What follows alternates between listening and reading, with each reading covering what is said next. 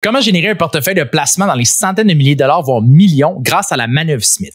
La manœuvre Smith, c'est une stratégie hypothécaire canadienne avancée qui permet de venir convertir son prêt hypothécaire en dette déductible.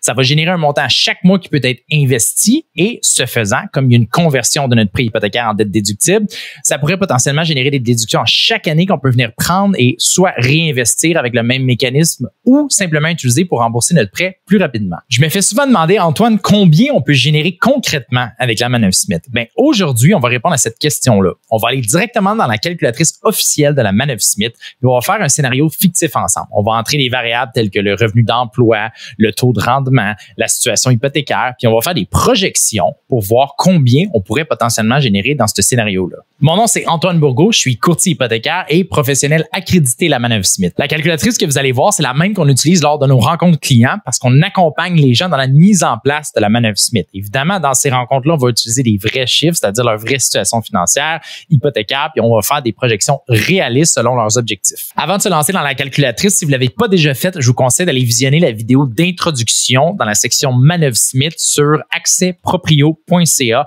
où j'explique un peu plus en détail le fonctionnement et le mécanisme de la manœuvre Smith.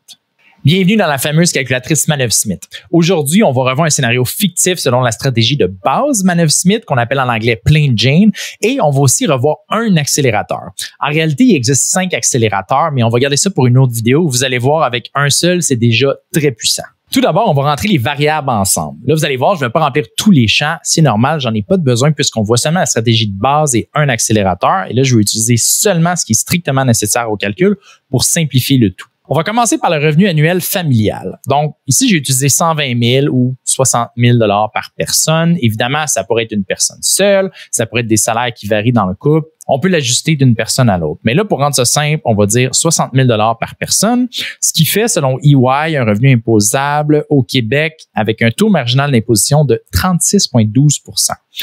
Donc, on va venir ici et dans la section taux marginal d'impôt, on va entrer 36,12 %. Ensuite, on se dirige dans la section hypothèque et on va assumer que c'est une maison qui vaut 800 000 $ avec une hypothèque restante de 400 000 $. Le taux d'intérêt hypothécaire qu'on utilise, c'est 4,5. Évidemment, c'est une moyenne. Vous comprendrez que selon la durée de votre prêt hypothécaire, ce taux-là va varier. Souvent, on leur signe aux 5 ans, par exemple. Mais historiquement, en moyenne, on va fluctuer autour de ces chiffres-là, donc c'est raisonnable. La durée de l'amortissement, on va utiliser 25 ans, ce qui nous donne un paiement hypothécaire mensuel de 2214. Maintenant, pour la marge de crédit hypothécaire, actuellement, les taux préférentiels sont aux alentours de 4,95 plus 0,5.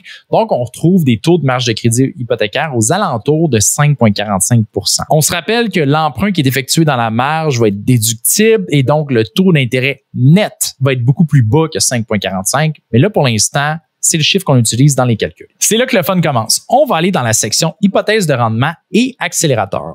Alors, pour les hypothèses de rendement, le taux de croissance du portefeuille de placement. Souvent, ce qu'on entend dans l'industrie, c'est qu'on va regarder l'indice de référence, qui est le S&P 500, et on va dire, historiquement, en moyenne, il rapporte 10 % par année. Moi, j'aime ça être conservateur, donc j'ai utilisé 8 % de retour annuel sur notre portefeuille de placement. Ensuite de ça, on se rappelle, selon nos variables entrées, notre paiement hypothécaire est de 2214 par mois. De ce montant-là, il y a une partie qui sert à payer les intérêts et une partie qui va rembourser le capital et donc qui va venir libérer un montant à chaque mois dans la marge de crédit qui peut être réinvesti.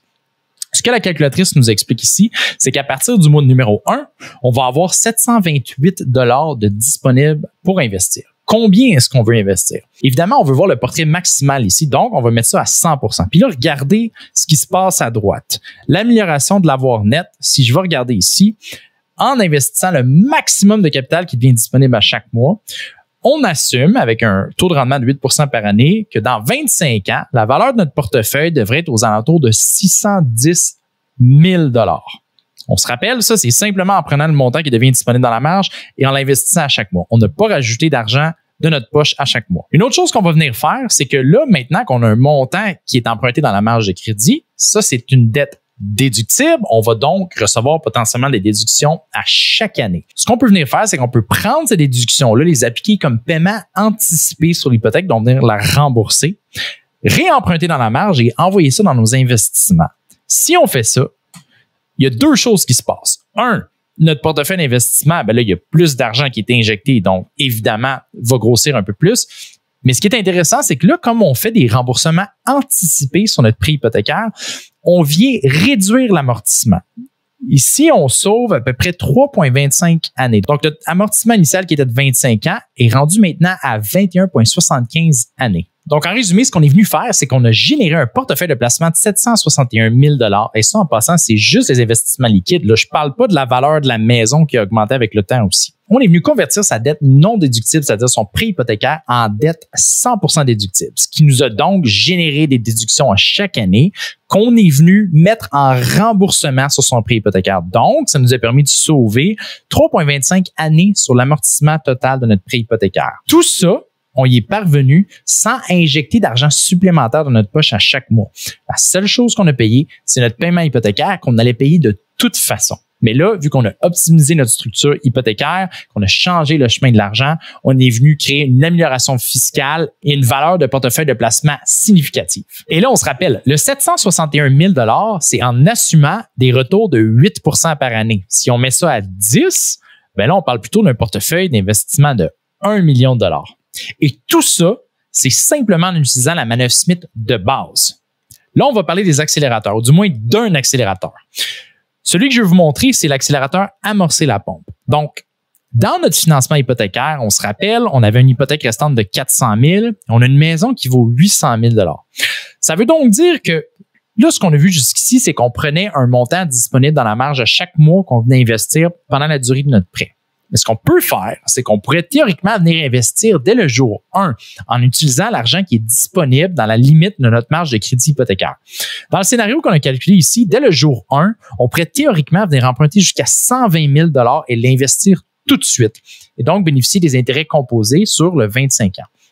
Si on vient faire ça à l'accélérateur amorcer la pompe, on prend le 120 000 $ disponible, on l'investit au complet. Regardez ce qui va se passer ici là, avec le portefeuille d'investissement. On va monter ça à 2,7 millions. Là, évidemment, ça utilise encore le 10 % de retour par année. Et là, la différence, contrairement à la stratégie de base Manœuvre Smith, c'est que là, il y a une injection de capital parce que ce 120 000 $-là, il va y avoir des intérêts chargés dès le premier mois qu'on va devoir couvrir. Par contre, on se rappelle que c'est aussi des intérêts déductibles. Donc, ça améliore les déductions qu'on vient réinvestir. Et là, vous comprendrez que, il y a un effet exponentiel et c'est pour ça qu'on voit une différence significative à la fin dans notre portefeuille de placement. Et ce 2,8 millions-là qu'on a généré, ce qu'il faut se rappeler, c'est que c'est complémentaire à nos autres stratégies d'investissement. Donc, avant de mettre la manœuvre Smith en place, si vous mettiez un certain montant à chaque mois dans vos REER, vos CELI, par exemple, vous pouvez continuer à le faire.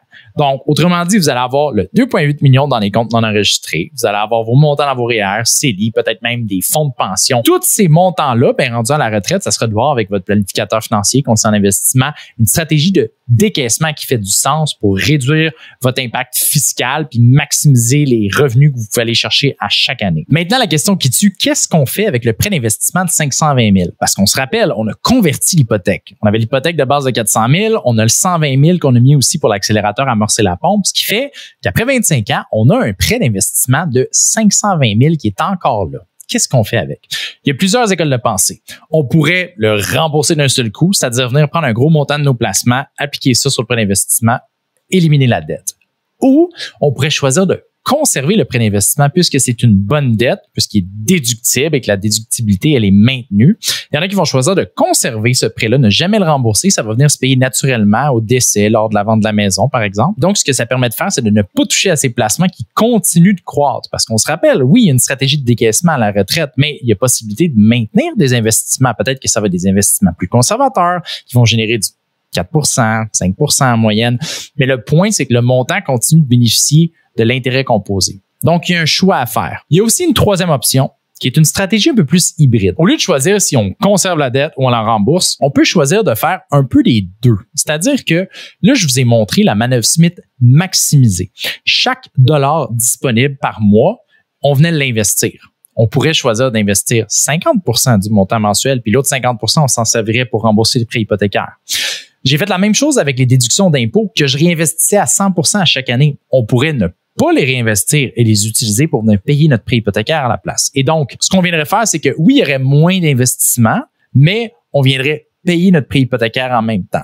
Donc, ça dépend de ce qu'on souhaite atteindre. Puis c'est ça qui est le fun avec la manœuvre Smith, c'est qu'elle est malléable. Là, je vous ai montré une calculatrice qu'on va rouler avec un scénario différent d'un client à l'autre selon leurs objectifs. Ce qui est important d'ajouter aussi, c'est que là, je vous ai montré un seul accélérateur, mais il y a d'autres accélérateurs, par exemple, la mise à part de l'argent, que vous pouvez aller voir aussi sur accèsproprio.ca, qui est, entre autres, un accélérateur de la manœuvre Smith qui permet de réduire significativement l'amortissement sur le prêt hypothécaire. Des fois, c'est des années qu'on va sauver.